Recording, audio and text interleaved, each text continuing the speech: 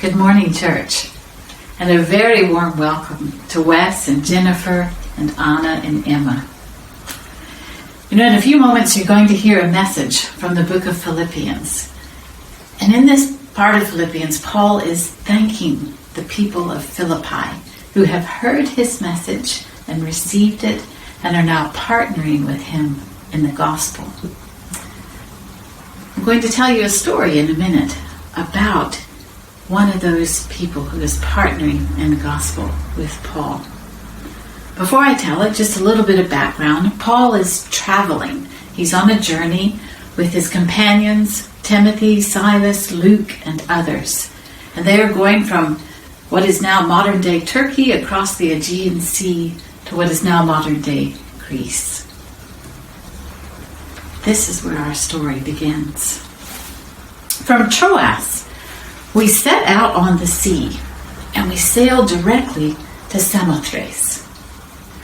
The next day from Samothrace, we sailed to Neapolis. Then from Neapolis, we sailed on to Philippi. Now, Philippi was a Roman colony, and it was a major city in the district of Macedonia. Now, we stayed in Philippi for several days. On the Sabbath day, we went out the city gate to the river, where we expected to find a place of prayer. And we sat down there, and we began to speak with the women who had gathered.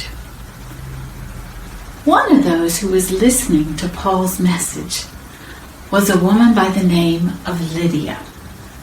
And Lydia was a businesswoman who dealt in purple cloth, and she was from the city of Thyatira.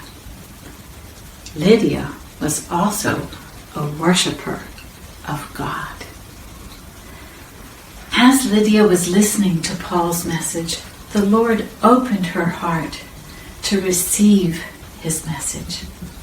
And after Lydia and members of her household were baptized, she invited us to come to her home. She said, "If you consider me a believer in the Lord, come and stay at my house." Lydia persuaded us to stay with her. That is where our story finishes today. It is from Acts chapter 16, verses 11 to 15. May God bless the reading of his word. Amen.